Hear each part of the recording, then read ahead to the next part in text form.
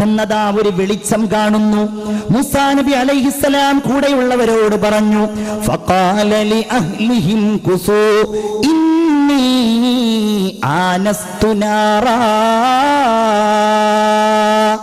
ഞാനതാ ഒരു തീ കാണുന്നുണ്ട്, ഞാൻ ആ തീയുടെ അടുക്കലൊന്ന് പോയി നോക്കിയാലോ, ആ വെളിച്ചത്തിന്റെ അവിടെ ഒന്ന് പോയി നോക്കിയാലോ. ലഅല്ലി ആതീകും മിൻഹാ ബിഖബസിൻ ഔ അജിദു അലന്നാരി ഹുദാ.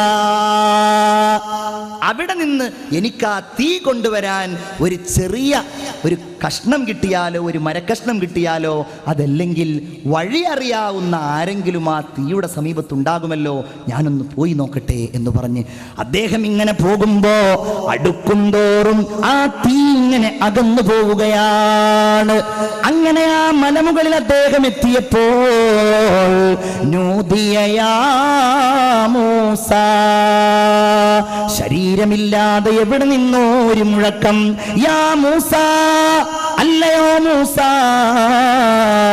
ഇന്നി അന റബ്ബുക, ഞാൻ നിന്റെ റബ്ബാണ് മൂസ, ഫഖ്ലഅൻ അലൈക്, നിന്റെ കാലിൽ നിന്ന് ചെരിപ്പഴിച്ചു മാറ്റൂ, ഇന്നക ബിൽ വാദിൽ മുഖദ്ദസി തുവാ. മൂസാ നബിയെ, നിങ്ങൾ പരിശുദ്ധമായ തുവാ താഴ്വരയിലാണ്. മൂസാ നബി അലൈഹിസ്സലാം ചെരിപ്പെല്ലാം അഴിച്ചു മാറ്റി സംസാരത്തിൽ ഇങ്ങനെ ലയിച്ചിരിക്കുകയാണ്. ലോകത്ത് അപൂർവമായ ഒരു സംഭവമാണ് അല്ലാഹു തമ്പുരാന്റെ സംസാരം ഒരു മനുഷ്യൻ കേൾക്കുന്നത്. വീണ്ടും അല്ലാഹുവിന്റെ വിളിയാളം, അല്ലാഹുവിന്റെ സ്വരം, അല്ലാഹു തമ്പുരാന്റെ വഹയിന്റെ ദിവ്യവചനങ്ങൾ. മൂസാ ഇന്നനി അനല്ലാഹ്, ഞാൻ അല്ലാഹുവാണ് മൂസ. അല്ലാഹ് പറയുകയാണ്, ഞാൻ അല്ലാഹുവാണ് മൂസ, ഫഅബ്ദുനി, അതുകൊണ്ട് എന്നെ നീ ആരാധിക്കണം. എന്നെ നീ ആരാധിക്കേണ്ടത് എങ്ങനെയാണ്? വഅഖിമിസ് സ്വലാത്ത ലിദിക്രി, മൂസാ നബിയെ, എന്റെ ഓർമ്മക്ക് നിങ്ങൾ നിസ്കാരം നിലനിർത്തണം. മുഹമ്മദുർ റസൂലുള്ളാഹി സ്വല്ലല്ലാഹു അലൈഹി വസല്ലമ തങ്ങൾക്ക് പോലും പ്രഥമ വഹയിൽ നിസ്കാരമുണ്ടായിട്ടില്ലല്ലോ. പിന്നീടല്ലേ അവിടത്തേക്ക് മുസമ്മിലും മുദ്ദസ്സിറും ഒക്കെ ഇറങ്ങിയപ്പോഴേക്ക് പ്രത്യേകമായ നിസ്കാരങ്ങൾ അവിടുത്തെ ഇവിടമേൽ നിർബന്ധമായി മാറിയത്. അതിന്റെ മുമ്പും അവിടുത്തെ ഇവിടമേലിൽ ക്രമരഹിതമായ നിസ്കാരങ്ങൾ ഉണ്ടായിരുന്നുവെന്ന് ചരിത്രം പറയുന്നുണ്ട്. ഏതായാലും ആവട്ടെ, മൂസാ നബിയോട് ആദ്യമായി അല്ലാഹു സംസാരിച്ചപ്പോൾ തന്നെ നിസ്കരിക്കണം മൂസാ നബിയെ എന്റെ ഓർമ്മക്ക് എന്ന് അല്ലാഹു പറഞ്ഞിട്ടുണ്ട്. നോക്കൂ, നിങ്ങൾ തീർന്നില്ല. മൂസാ നബിയോട് ഈജിപ്തിൽ വീടുകൾ ഉണ്ടാക്കാൻ പറഞ്ഞു. ആ വീടുകൾ ഉണ്ടാക്കാൻ പോലും പറഞ്ഞത് അല്ലാഹു പറയുകയാണ്, വഔഹൈനാ ഇലാ മൂസാ വഅഖീ, മൂസാ നബിയിലേക്കും സഹോദരനായ ഹാറൂൻ അലൈഹിസ്സലാമിലേക്കും നാം ദിവ്യബോധനം നൽകി. എന്താണത്?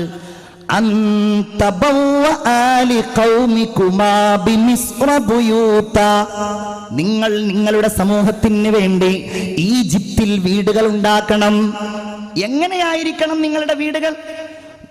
എങ്ങനെയായിരിക്കണം ആ വീടുകൾ? വജ്അലൂ ബുയൂതകും ഖിബ്ല, ആ വീടുകൾ നിങ്ങൾ എന്നിലേക്ക് മുന്നിടുവാനുള്ള സംവിധാനത്തോടെ ആയിരിക്കണം സജ്ജീകരിക്കേണ്ടത്.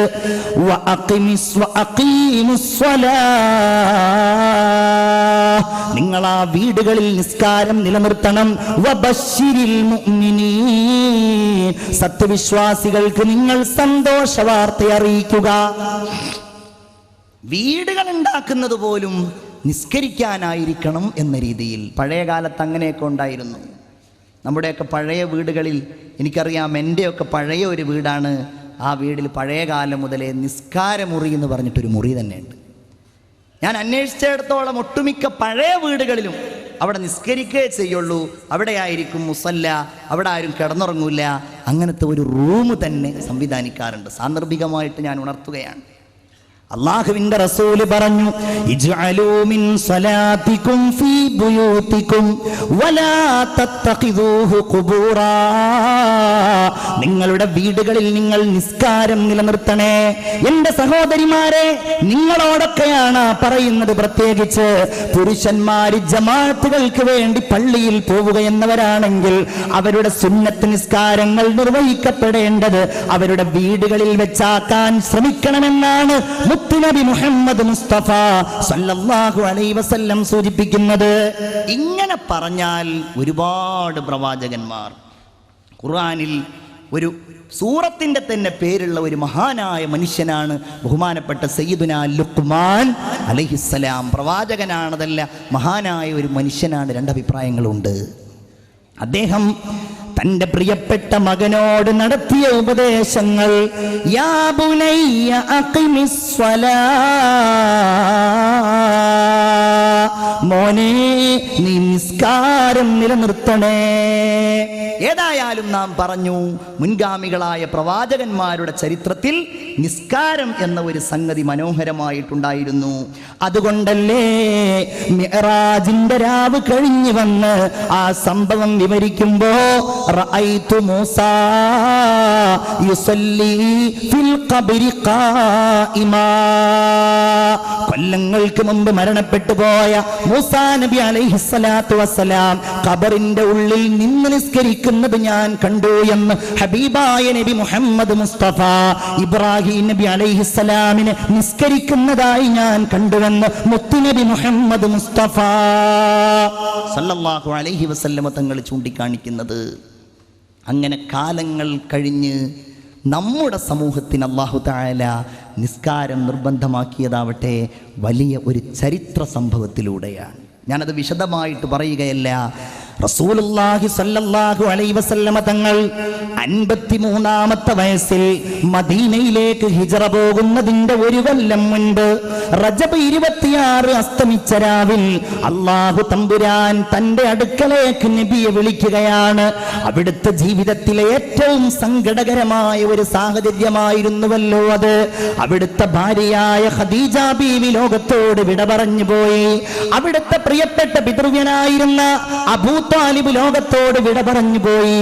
വളരെ ഹതാശനായി നിരാശനായി അവിടുന്ന് നിൽക്കുന്ന സമയമാണ് അല്ലാഹുവിന്റെ ഹബീബ് മുഹമ്മദ് മുസ്തഫ സല്ലല്ലാഹു അലൈഹി വസല്ലമ തങ്ങളെ അല്ലാഹു തആല ഒരിക്കലും കൈവടിയുകയില്ല എന്ന് അല്ലാഹു തീരുമാനിച്ചതിന്റെ അടിസ്ഥാനത്തിൽ അല്ലാഹു തമ്പുരാൻ തന്റെ അടുക്കലേക്ക് നബിയെ വിളിക്കുകയാണ്. വലിയ ഒരു സംഭവം. മിഅ്റാജ് ലോകത്ത് നിന്ന് അല്ലാഹു തആല നൽകിയ, ഈ പ്രപഞ്ചത്തിൽ ഇക്കാലം വരെ അല്ലാഹു നൽകിയ ഒരേ ഒരാളെ കുറിച്ചാണ് ഈ പറയുന്നത്, മുഹമ്മദ് മുസ്തഫ.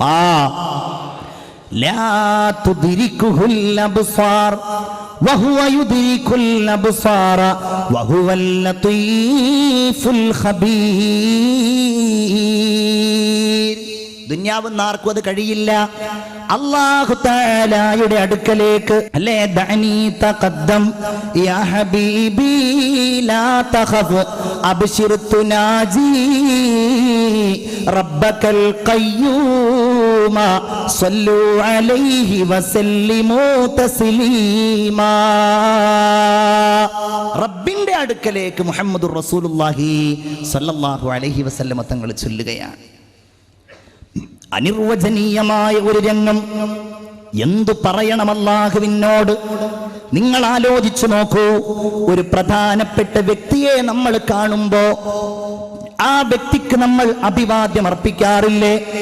സലാം പറയുന്നതിനേക്കാൾ അപ്പുറത്ത് പ്രാധാന്യപൂർവം പലപ്പോഴും നമ്മൾ സമ്മാനങ്ങൾ നൽകാറില്ലേ? എന്നാൽ അല്ലാഹുവിന്റെ റസൂല് എന്താണ് അവിടുത്തേക്ക് സമ്മാനമായി നൽകുക? അല്ലാഹുവിന് എന്താണ് സമ്മാനമായി നൽകുക?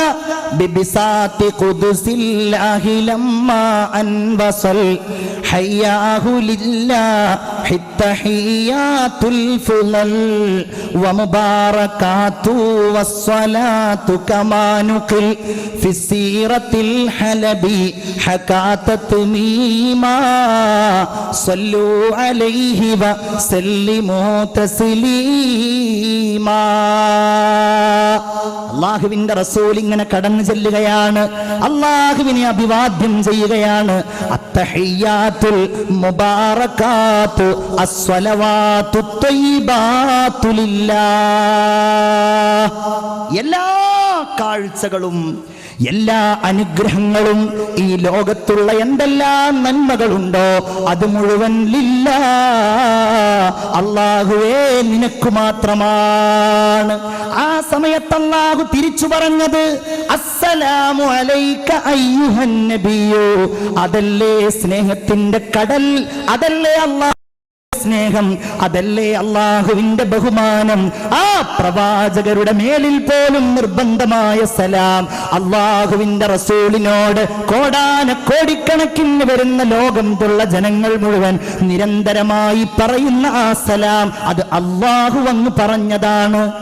അസ്സലാമു അലൈക അയ്യുഹൻ നബിയ്യു, ഏ നബിയേ നിങ്ങളുടെ മേൽ അല്ലാഹുവിന്റെ രക്ഷയുണ്ടാകട്ടെ.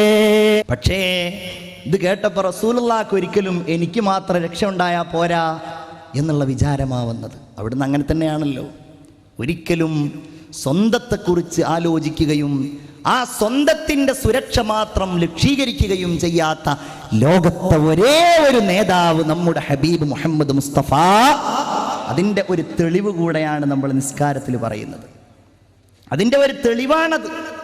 നോക്കൂ നിങ്ങൾ, ഞാൻ പറയേണ്ടതില്ലല്ലോ, ഓരോ ഘട്ടത്തിലും ഓരോ സന്ദർഭത്തിലും നമ്മെ ഓർത്തയാളാണ്, നമുക്ക് വേണ്ടി ദുആ ചെയ്തയാളാണ്. ഒരു സ്വഹാബി പറയുകയാണ്, ഒരിക്കൽ ഞാൻ നബിയോടുകൂടെ പരിശുദ്ധമായ ജന്നത്തുൽ ബഖീഅ സിയാറത്ത് ചെയ്യാൻ പോയി. ഒരുപാട് സമയം അവിടുന്ന് ദുആ ചെയ്തു. ഒരുപാട് ദുആ ചെയ്ത് അവിടുത്തെ കവിൾ തടങ്ങളിലൂടെ കണ്ണീരിങ്ങനെ ചാലിട്ടൊഴുകാൻ തുടങ്ങി. ദുആ ചെയ്ത് അവിടെ ഉണ്ടായിരുന്ന മുഴുവൻ ഖബറാളികൾക്കും സലാം പറഞ്ഞ് അവസാനം ഞങ്ങളുടെ നേരെ തിരിഞ്ഞവിടുന്ന് പറയുകയാണ്, വദിത്തു അന്നാ ഖദ് റഅയ്നാ ഇഖ്വാനനാ. ഞാൻ എൻ്റെ സഹോദരന്മാരെ കണ്ടുമുട്ടിയിരുന്നെങ്കിലെന്ന് മോഹിക്കുകയാണ്, എന്റെ സഹോദരന്മാരെ ഞാനൊന്ന് കണ്ടിരുന്നെങ്കിലെന്ന് മോഹിക്കുകയാണ്. കൂടെയുള്ള സഹാബികൾ ചോദിച്ചു, നബിയേ അവലസ്നാ ഇഖ്വാനക യാ റസൂലല്ലാഹ്, ഞങ്ങളല്ലയോ നബി അങ്ങയുടെ സഹോദരന്മാർ? അല്ല, നിങ്ങൾ എൻ്റെ സഹോദരന്മാരല്ല. എൻ്റെ സന്തോഷത്തിൽ എൻ്റെ കൂടെ നിന്നിട്ടുണ്ടായിരുന്ന, എൻ്റെ ദുഃഖത്തിൽ എൻ്റെ കൂടെ നിന്ന എൻ്റെ പ്രിയപ്പെട്ട കൂട്ടുകാരാണ് നിങ്ങൾ. എൻ്റെ സഹോദരന്മാരെന്ന് പറയുന്നവർ അവരെ ഞാൻ കണ്ടിട്ടില്ല. എന്നാൽ സ്വന്തം ശരീരത്തെക്കാളും സ്വന്തം ധനത്തെക്കാളും എന്നെ കണ്ടിരുന്നെങ്കിലെന്ന് മോഹിക്കുന്നവരാണവർ. ഹബീബായ നബിയേ, റസൂലുള്ള പറയുകയാണ്, ഞാൻ എങ്ങനെയാണ് അവരെ തിരിച്ചറിയുക എന്നറിയുമോ? ഞാൻ അവരെ പരലോകത്ത് വെച്ച് അന്വേഷിക്കും. ഏകാന്തമായ മഹ്ശറിൽ വെച്ച് ഞാൻ അവരെ ഓരോരുത്തരെയും എൻ്റെ ഹൗദുൽ കൗസറിന്റെ അടുക്കലേക്ക് കൊണ്ടുവരും. നബിയേ, എങ്ങനെയാണ് നിങ്ങൾ അവരെ തിരിച്ചറിയുന്നത്? അങ്ങവരെ കണ്ടിട്ടില്ലല്ലോ, അങ്ങവരെ ദർശിച്ചിട്ടില്ലല്ലോ, പിന്നെ എങ്ങനെയാണ് അങ്ങവരെ തിരിച്ചറിയുന്നത്? അവിടുന്ന് പറയുകയാണ്, ഉർറൻ മുഹജ്ജലീന ബിആസാരിൽ വുളൂ, വുളൂ ചെയ്ത അവയവങ്ങൾ, കൈകാലുകൾ കഴുകിയത്, മുഖം കഴുകിയത്, കാലുകൾ കഴുകിയത്, അതെല്ലാം കത്തിത്തിളങ്ങുന്നവരായി അവരുടെ നിസ്കാരത്തിലൂടെ വുളൂയിലൂടെ അവരെ ഞാൻ തിരിച്ചറിയുകയും എൻ്റെ ഹൗദുൽ കൗസറിലേക്ക്, ഹൗലുക സ്വാഫിൽ മുബർറദ് വിർദുനാ യൗമൻ നുശൂരി, എൻ്റെ ഹൗദുൽ കൗസറിലേക്ക് അവരെ ഞാൻ കൊണ്ടുപോവുകയും ചെയ്യുമെന്ന് ഖാല റസൂലുള്ളാഹി സല്ലല്ലാഹു അലൈഹി വസല്ലം. അവിടുന്ന് തിരിച്ചു പറഞ്ഞു, അസ്സലാമു അലൈനാ വഅലാ ഇബാദില്ലാഹി സ്വാലിഹീൻ. നമുക്ക് വേണ്ടി സംസാരിച്ചു. അവിടുന്ന് ഒരുപാട് സംഭാഷണങ്ങൾ നടത്തി. ഒരുപാട് സംസാരങ്ങൾ നടത്തി അള്ളാഹുവുമായി. അള്ളാഹുവേ, മൂസാ നബിക്ക് നീ ഇന്ന കലീമാക്കിയില്ല റബ്ബേ, ഈസാ നബിയെ നീ നിന്റെ ആത്മാവിൽ നിന്ന് പടച്ചില്ല റബ്ബേ. വഖദ് അഅതൈത ദാവൂദ വസുലൈമാന മുൽക്കൻ, ദാവൂദ് നബിക്കും സുലൈമാൻ നബിക്കും വലിയ രാജാധികാരം നീ നൽകിയില്ല.